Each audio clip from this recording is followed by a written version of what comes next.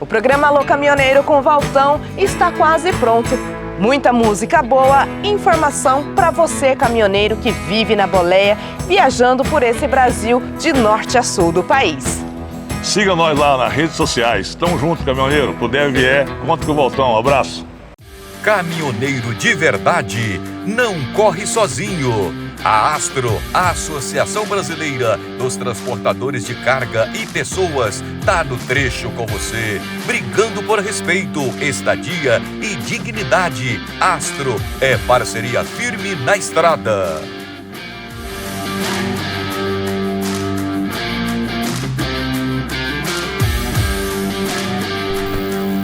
Está no ar o programa Alô Caminhoneiro com Valtão, a sua parada obrigatória nas estradas do Brasil.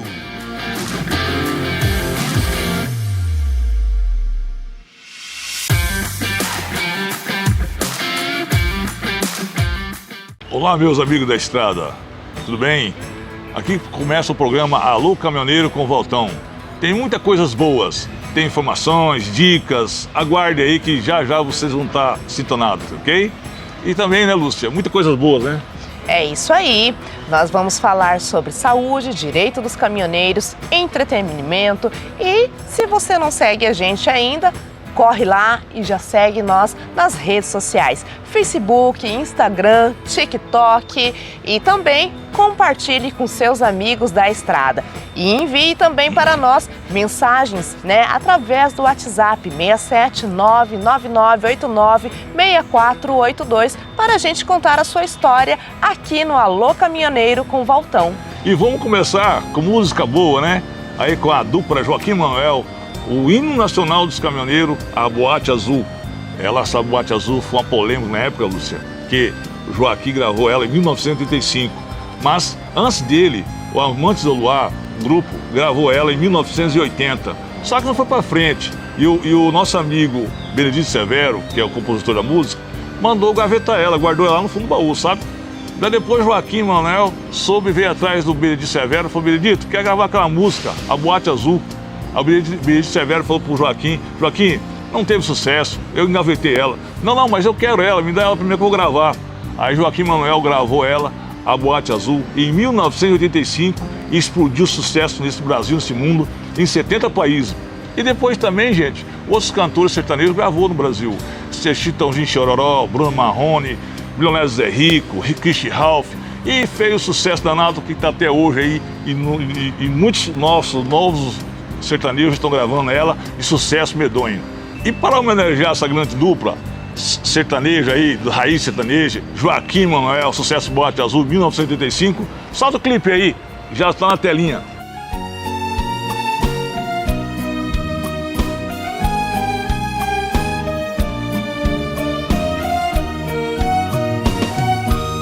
Doente de amor, procurei remédio na vida noturna, com a flor da noite em uma boate aqui na Zona Sul. A dor do amor é com outro amor que a gente cura. Vim curar a dor deste mal de amor na Boate Azul.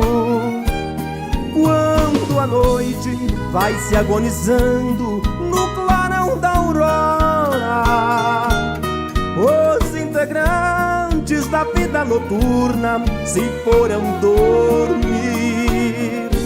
A dama da noite que estava comigo também foi embora. Fecharam-se as portas, sozinho de novo tive que sair. Sair de que jeito, se nem sei o rumo para onde vou? Muito vagamente me lembro que estou em uma boate aqui na Zona Sul. Eu bebi demais e não consigo me lembrar sequer qual era o nome daquela mulher, da flor da noite da Boate Azul.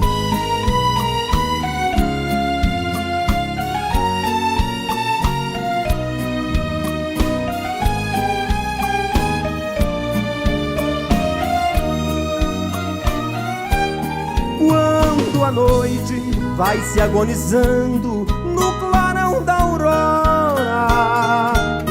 Os integrantes da vida noturna se foram dormir.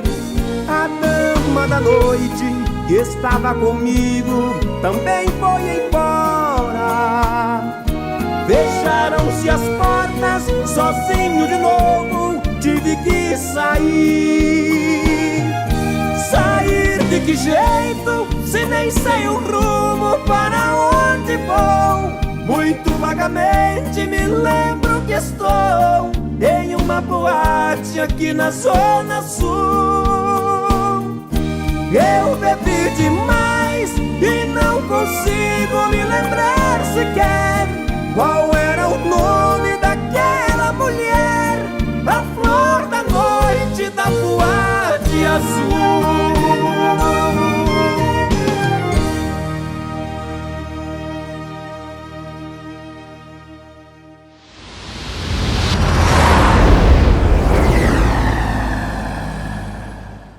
Caminhoneiro bem informado é caminhoneiro mais forte. O Valtão conversou com o advogado Dr. Silvio Marinho sobre a BR-163 sustentável. Acompanhe. Olá pessoal, tudo bem? Programa Alô Caminhoneiro do Valtão. Estamos hoje aqui com o Dr. Silvio Marinho, o advogado aí da rodovia dos caminhoneiros, né? Livre defendendo o caminhoneiro do Brasil. E a gente vai fazer uma pergunta para o Dr. Silvio Marinho aqui, hoje, a respeito de Dr. Silvio. Por que o programa da BR-163 sustentável veio para quê mesmo? Então, Valtão, você sabe que eu tenho uma longa história aí como trabalhador rodoviário, né? E advoguei muitos anos para o Sindicato dos Trabalhadores Rodoviários de Rondonópolis, né? Quase 20 anos. E eu cheguei lá, era um caos nesses terminais ferroviários, né? E depois eles mandaram esses motoristas para o Pará, naquelas condições da BR-163, né? Triste, né?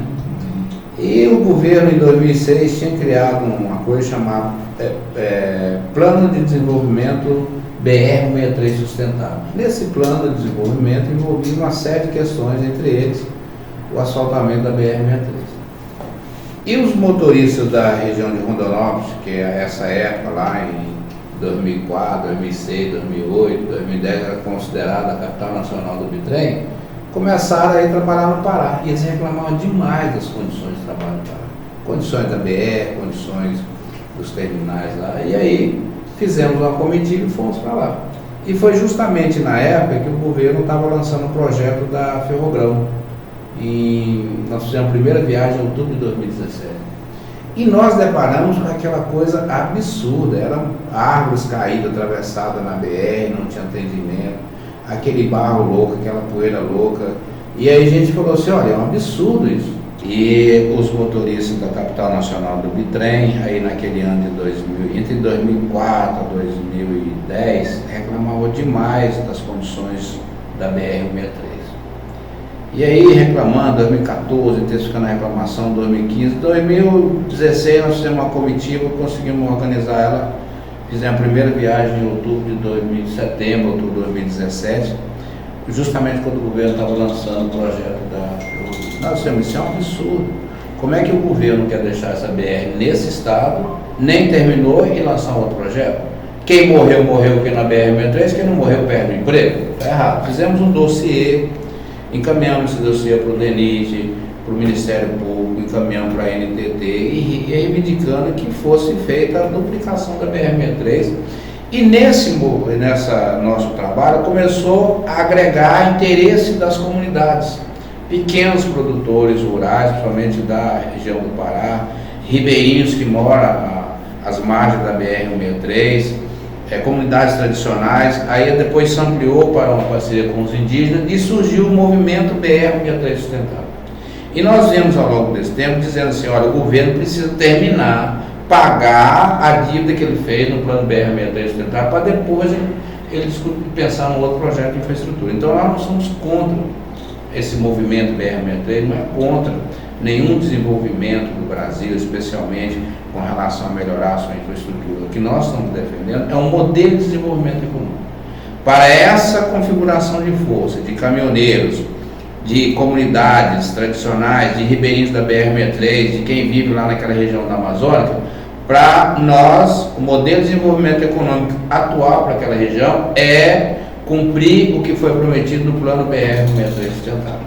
Então, nós estivemos lá também viajando para a BR-63, né, no Pará, Mato Grosso, Pará, e a gente viu realmente essas dificuldades que as pessoas têm lá da BR-63 do Pará, né? Então a gente viu as dificuldades que eles têm realmente lá, não só os caminhoneiros, nossos caminhoneiros, né, também, que vivem viajando ali, Cachoeira da Serra, Novo Progresso, Três Bueiros, né, Trairão e Mitituba no Porto.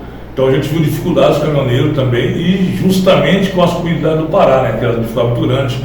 Foi um povo que o governo federal, há 40 anos, levou lá para esse lugar. Eles não foram lá, eles quiserem ir lá, foram na época que o governo levou essa comunidade, há 40 anos, eles estão lá hoje com essa situação difícil, né? Tá, e sobre a BR-163, como o senhor está dando assim, um parâmetro nela a respeito da conservação dela? Está conservada? Como é que está? A BR-163 de Sinop a Itaituba, no Pará. Então, eu confesso a você que com a entrada da concessão melhorou muito as condições da BR.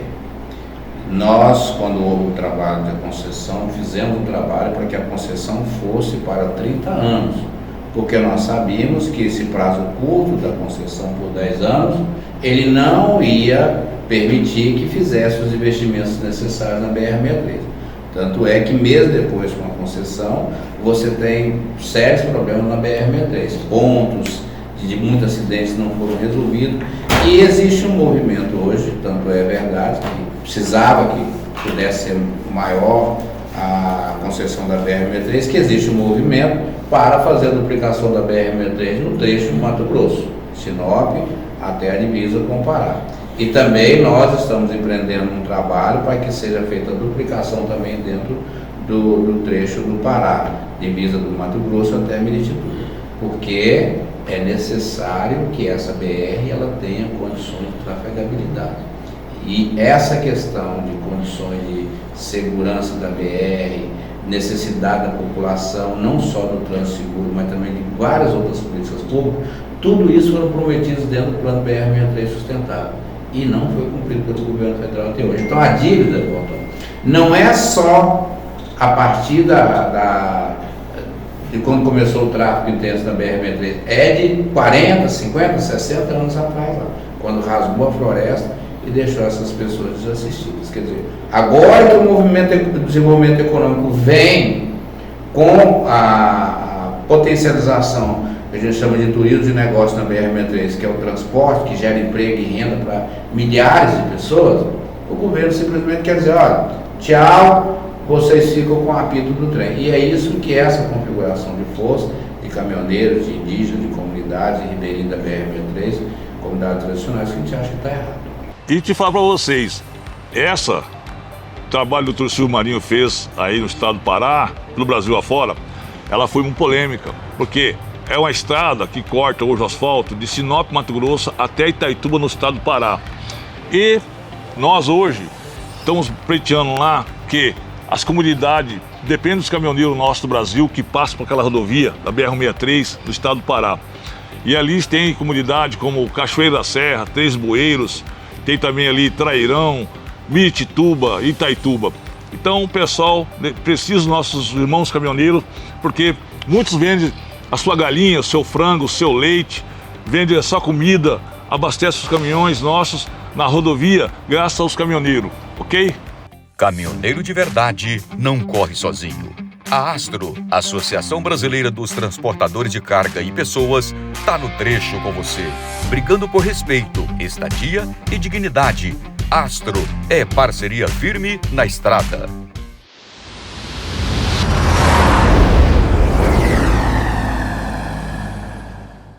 E você que está na boleia, no seu caminhão, rodando esse Brasilzão, siga nós nas redes sociais, aí no programa Alô Caminhoneiro com o Voltão, ok? E também no telefone do WhatsApp, 6799896482. Olha a telinha embaixo aí.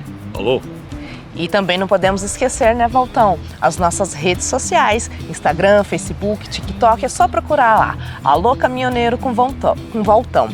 Bom, agora a gente segue aqui com um assunto muito sério, né? Vamos falar sobre as 11 horas de descansos obrigatórias para os caminhoneiros. Muita gente pergunta, isso tá valendo? Funciona mesmo? O Valtão conversou com o diretor da CNTTL, o senhor Carlos Litt, e traz muitas dicas e informações para você. Acompanhe. Nós estamos aqui com o Litt, conhecido mais por Litt, o nome dele é Carlos Alberto Litt Damer, certo? Ele é diretor da CNTTL, certo? E é um dos pessoal que está aí na luta, aí juntamente com a CNTTL, em prol dos caminhoneiros do Brasil, aí lutando para os caminhoneiros do Brasil. Então, hoje nós dizemos, acho que o que puxou fila foi ele, junto com a CNTTL, e os demais, outros pessoal nosso, da área de sindicatos, né, os colegas estão juntos nessa luta, e a gente está aí, tá? Litt, vamos falar o popular Litt. Vamos ver aqui, a primeira pergunta para você. Litt, o que diz exatamente a lei 11 horas de descanso? Qual foi a proposta passada pelo governo? Pô, Valtão, primeiramente um alô para você aí, né, nessa caminhada também com a gente há muitos anos na defesa dos caminhoneiros, né, há muita data, né, há muito tempo. E essa iniciativa, saudar ela, né, desse programa que se inicia agora, desse projeto que se inicia, de importantíssimo que ele é, né, do Alô Caminhoneiro, de uma conversa franca, de uma conversa informativa para toda a categoria. Isso é salutar, é saudável, e não só por isso que aceitei, né? Um convite seu, sempre aceito, mas dentro desse contexto, melhor ainda. A respeito da lei do descanso, das 11 horas, que foi deflagrada agora, de ininterruptas, né? Ela é um processo longo, que iniciou lá em 2012, com a criação de um projeto que discutia como deveria ser o tempo e a jornada de trabalho do caminhoneiro.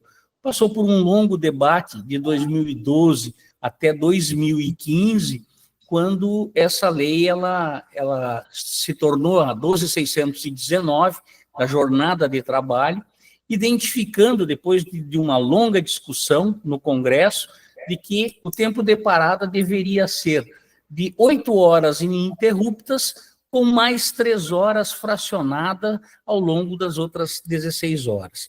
Isto teve uma ação de inconstitucionalidade movida pelo Sindicato dos Empregados, né, dos seletistas, pela confederação que representa os seletistas, e parou no STF para julgamento. O ministro que julgou essa ADIM, como a gente chama, né, ação de inconstitucionalidade, foi o ministro Moraes, Alexandre de Moraes, que em 2023, em agosto de 2023, considerou partes da lei inconstitucional. E dentre elas, né, na questão dos seletistas e dos empresários, considerou que as 11 horas era um direito que não poderia ser mexido por conta das leis trabalhistas, por conta de toda a CLT e todos os outros trabalhadores do país que abririam um precedente. Bem, isto feito, como não pode haver uma divisão, não poderia e não pode, não está previsto em lei, de ter uma divisão entre seletistas e autônomos no trânsito, lá na lei de trânsito, essa decisão do Alexandre de Moraes puxou os autônomos junto para o cumprimento desta lei, que não aceita mais que seja ininterrupto o descanso. Bom, isto não foi só para o seletista que foi ruim para o autônomo também, por conta da estrutura que se tem, por conta dos pontos de parada que não existem, porque veja você, se forem implementados todos os pontos de parada, que estão em 8 hoje, que estão feitos, e todos os pontos que estão credenciados, que são em torno de 160 pontos, tudo isso representa mais ou menos 15 mil vagas disponíveis no Brasil para uma frota de mais de 2 milhões de caminhões. Então, por si só, já mostra que é uma dificuldade enorme de atender essa norma. Para isso, depois desse debate que se entrou, foi formulado um projeto de emenda à Constituição chamada PEC 22, este ano, que foi assinada por 28 senadores e que está tramitando lá no Senado. O autor desta PEC é o senador Jaime Bagatoli e o relator já nomeado é o senador Esperidião Amin. Recentemente, semana passada, teve uma audiência pública na Comissão de Viação e Transporte que discutiu isso e todos ali foram unânimes, seja empresários, seja seletistas, seja autônomos, de que 11 horas é impossível desta lei ser cumprida. Nós, do ponto de vista da CNTTL e da defesa dos transportadores autônomos, colocamos exatamente isso e mais, que a natureza da nossa condição de não ter uma vinculação com o patrão, não ter uma vinculação com o empregado, de ser dono do seu próprio meio de sustento, deveria ter uma legislação separada, inclusive pela própria natureza que somos, de que ela deveria ser, então, com descanso, sim, precisa do descanso, mas ainda discutindo esse tempo de descanso, que, segundo a orientação internacional da medicina, aí diz de que com 6 horas de sono está plenamente em condições de exercer uma outra jornada de trabalho. Portanto, a nossa emenda foi no sentido de que, nesse momento, tendo uma melhor discussão ainda sobre o tempo, poderia ser como era a lei anterior, ou seja, 8 horas ininterruptas com as outras 3 fracionadas ao longo das outras 16 horas. Essa é a posição da CNTTL, Valtão, sobre a jornada das 11 horas de trabalho. Então, Thalite, vamos fazer uma outra pergunta para você. Esse tempo que vai ficar 8 horas dormindo, às 3 horas, ela vai ser distribuída decorrer do dia que estiver trabalhando, não é isso? Isso mesmo. São 8 ininterruptas, e aí, durante as outras 16 horas, as outras 3 podem ser intercaladas na melhor forma durante essas outras 16 horas. Certo. Outra pergunta, Alice, nós temos que fazer para você também. Os caminhoneiros perguntam muito para nós, e muitos caminhoneiros já de idade já avançada, eles perguntam, a gente quer saber sobre a aposentadoria especial caminhoneiro. A aposentadoria especial está novamente lá no Senado, né? Está tramitando uma PEC também, que é a 245, que é a autoria do Adalberto Fraga, e que trata de todas as aposentadorias especiais. Neste contexto aí, nós temos uma pequena dificuldade, porque eles modificaram a forma agora, dizendo de que não se faz mais aposentadoria por categoria, que as aposentadorias, elas são de indivíduos, por natureza, por caso a caso. Então, dentro do Fórum Permanente, foi criada uma comissão que envolve os ministérios do transporte, da fazenda, do INSS, do trabalho, para ver qual a solução que se dá para que modifique essa fórmula que estava estabelecida lá dentro, trancando a possibilidade de ter as categorias como forma diferenciada. Nós precisamos resolver isso para poder, porque todos nós sabemos das condições de insalubridade, de periculosidade, de excesso de trabalho que tem na categoria, e que isso são as causas que levam para uma aposentadoria especial.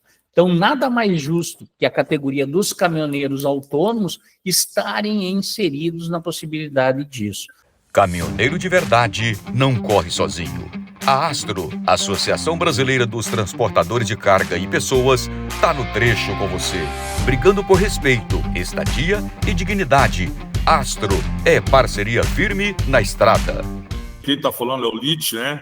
Aqui no programa Alô Caminhoneiro com o Valtão. A gente está aí com ele aí, porque é uma pessoa que está direto em Brasília, brigando por os caminhoneiros nossos, e a gente quer que todo mundo aí acompanha esse companheiro de luta, o pessoal da CTTL, os demais nossos do grupo, parceiro, outros sindicatos estão juntos na luta, e esse é o Lite, nosso parceiro de luta aí, que todo mundo já conhece, e vamos procurar aí vocês acompanhar a gente, acompanhar também o pessoal da CTTL, Tem um link deles rodando por aí, certo? Então é o LIT. Agora, pessoal, alô, pessoal, aqui, o Valtão, do programa Novo Caminhoneiro. Estamos aí com o LIT, Carlos Alberto LIT Damer, certo? Nós viemos hoje aqui agora para perguntar para o LIT, o LIT, sobre o piso mínimo do frete. Como é que está a situação? O piso mínimo de frete hoje, ele está valendo. Ele é a Lei 13.703, conquistada a partir da greve de 2018, de agosto de 2018, e está em pleno funcionamento, com uma revisão feita pela Agência Nacional de Transporte Terrestre, pela ANTT, no mês de janeiro, e posteriormente no mês de junho, para atualização. Um dado interessante, neste período de 2018 até hoje, a gente já encontra uma defasagem no valor do piso mínimo já em 23%. Sendo, né, Valtão, de que o piso mínimo de frete nada mais é do que o custo. É o custo operacional que o caminhoneiro tem para lhe dar partida no seu caminhão, começar a sua viagem para fazer a sua entrega do ponto A ao ponto B. Não tem nada de lucratividade. Por isso que essa ação que foi movida pela CNI e CNA de que o piso é inconstitucional e que está lá no Supremo, na relatoria do ministro Fux, é uma grande falácia deles dizer que não pode haver um piso mínimo. Pode, porque não tem lucratividade. O que não pode, a nossa Constituição determina, é que não pode haver um tabelamento sobre lucratividade, sobre o que é o exercício da profissão com lucro, mas nenhum empreendedor, nenhuma empresa, nenhum segmento pode trabalhar abaixo do seu custo. Isso sim é inconstitucional. Então, querer derrubar o piso mínimo, dizendo que ele é inconstitucional porque quer tão somente equalizar os seus custos, não tem fundamento essa argumentação. Por isso que nós acreditamos, e como acreditamos até hoje, de que ele, estando valendo a lei, ele precisa o quê? De uma fiscalização. Ele precisa de que as empresas que não cumprem, os maus empresários, diga-se de passagem, que não cumprem o piso mínimo de frete, que não pagam o custo da operação, sejam banidos, inclusive, do mercado. Porque o mercado é para aqueles que atuam de forma lícita, aqueles que não estão contrários à lei, sonegadores, entre outros. Portanto, pagar o piso mínimo é tão somente estar na lei. E a fiscalização foi aumentada. A NTT, a partir de 23 de abril, efetivou mais formas dentro do sistema da NTT, do controle interno de Brasília, colocando multas àqueles que não pagam o piso mínimo de frete. E hoje, Valtão, já existe, de abril para cá, 12.300 empresas autuadas até o presente momento. Loucura. E da NTT de que, a partir de outubro, será 100% digital, ou seja, quem não pagou o piso será autuado com multas iniciais de R$500 ao limite lá de cada exercício de multa de 10.500. Outra coisa, Liti, a respeito dos pedágios, essa concessão dos pedágios é um problema. Está por dentro? Como é que está essa situação dos pedágios? Olha, a questão do Vale Pedágio, e não só do Vale Pedágio, mas de outras questões que envolvem o chamado DTE, Documento de Transporte Eletrônico. Ele estava parado no Ministério dos Transportes há um bom tempo, e na semana passada também tivemos uma reunião com o INFRA, que é ligado ao Ministério dos Transportes, e é quem produz toda essa tecnologia ligado a esse DTE. E ele, o DTE, entrará em ação, Valtão, nos próximos 45 dias, em relação à fiscalização do Vale Pedágio Obrigatório. Principalmente porque, e essa é uma informação muito importante, está entrando o sistema de free flow dentro das rodovias brasileiras. E, como o pedágio ele é pago, tem que ser pago antecipado, Quando o caminhoneiro cruza numa praça de pedágio dessas e não tem o pagamento do pedágio, não é obrigação, fica clara que a obrigação do pagamento do pedágio não é dele. Portanto, quem deve ser multado numa situação dessas é o embarcador, que originalmente é dele a responsabilidade e antecipadamente ainda. Inclusive, se alguém que cruzou em um sistema desse das praças de pedágio foi penalizado, procure a entidade sindical, porque essa multa não é dele, a multa é do embarcador. Bem como terá o direito a 2 vezes o valor do frete por não ter pago o pedágio antecipado, que é a Lei 10.209, uma das primeiras conquistas que participamos lá no ano de 2001, né? Foi uma das primeiras batalhas vencidas. A partir disto, Valtão, dessa possibilidade da fiscalização do pedágio, através do DTE, se abrem várias outras que nós já havíamos sempre solicitado e discutido. Ou seja, quando você falta 1.000 quilos, 300 quilos, 500 quilos na sua carga, imediatamente no posto é descontado de você o valor referente à carga. E por que, quando você ficou mais de 5 horas, como prevê a Lei 13.103, na questão da diária, que você hoje tem o direito a R$ 2,41 vezes a capacidade de carga do seu caminhão, vezes o tempo que ficou parado, por que ele não é descontado exatamente quando você vai cobrar o saldo, não é acrescido, não é colocado no seu? Tem que recorrer à justiça, tem que recorrer à entidade para fazer o cobramento. Então, isso pode estar adicionado junto aí, bem como o pagamento do saldo de frete, e mais, que é o sonho de todo mundo, o travamento desse documento. Não sair o documento se estiver abaixo do piso mínimo de frete. Tivemos aí, juntamente com o Carlos Litdamer, Alberto Litdamer, aí da CNTTL, aqui no programa Alô Caminhoneiro com o Valtão, e vamos aguardar o andar da carruagem aí, essa luta que o Lite vem fazendo, com a CNTTL, os demais nossos do grupo de sindicalistas do Brasil juntos, lutando. Vamos aguardar aí o andamento da carruagem e em breve chamamos você de novo, Lite, para vir conceder uma entrevista com a gente aqui, tá bom?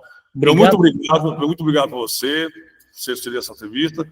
E com certeza, a todos vocês, caminhoneiro, siga nós aí nas nossas redes sociais, YouTube, Instagram, TikTok. Nosso telefone é 67 999 89 6482. Manda seus pedidos de resposta, pergunta. Nós estamos à disposição de vocês. Qualquer coisa que precisar falar com o LIT também, com o grupo do LIT, com a CTTL, passando informação do telefone para vocês deles também. Estamos aqui para ser ajudado e ajudar todo mundo aí, os caminhoneiros do Brasil, a classe sofrida. E chegou a hora do momento de conexão com vocês, guerreiros da estrada. Vamos mostrar agora no programa, né, fotos que nos enviaram aqui no nosso WhatsApp e também através das nossas redes sociais. E reforçando e lembrando, envie pra gente, conte a sua história no WhatsApp 67 99989 6482. E o Valtão esteve no estado do Pará. Não é verdade, Valtão? Verdade, Lúcia. Eu estive na cidade de Itaituba, no Pará, aí lá no distrito de Miritituba, pertence a Itaituba.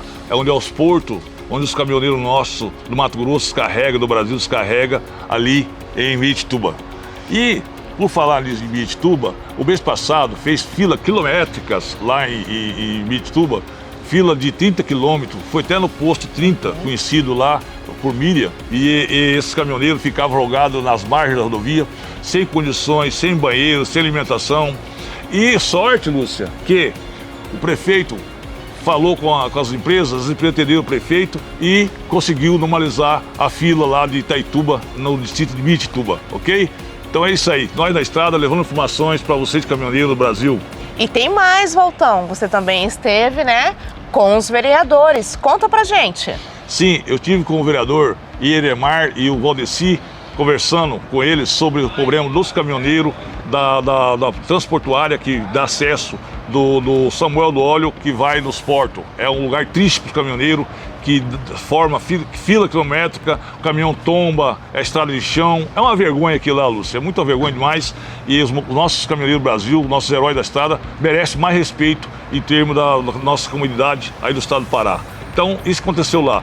foi feita a reunião com o vereador Iemar e com o Valdeci e explicaram para nós a situação que estava acontecendo lá no estado do Pará.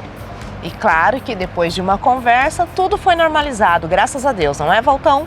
Sim, Lúcia, normalizou tudo certinho depois que o prefeito entrou e falou com as empresas e atenderam os caminhoneiros que estavam nas margens da rodovia, sem condições de ficar, sem banheiro, sem condições sanitárias, e graças a Deus resolveu o problema lá. Por enquanto resolveu o problema, mas estamos ligados aí em Itaituba, Pará, aqui ó, de olho em vocês. É isso aí, pessoal. Vocês podem acompanhar com a gente, são notícias para sempre estar mantendo vocês muito bem informados nesse Brasilzão afora. O Valtão sempre está viajando de norte a sul do país. E agora nós recebemos uma mensagem da dona Rosana, ela que está esperando o maridão preparar aquela costela de chão. Um abraço, dona Rosana, e muito obrigada pela sua companhia aqui em nosso programa.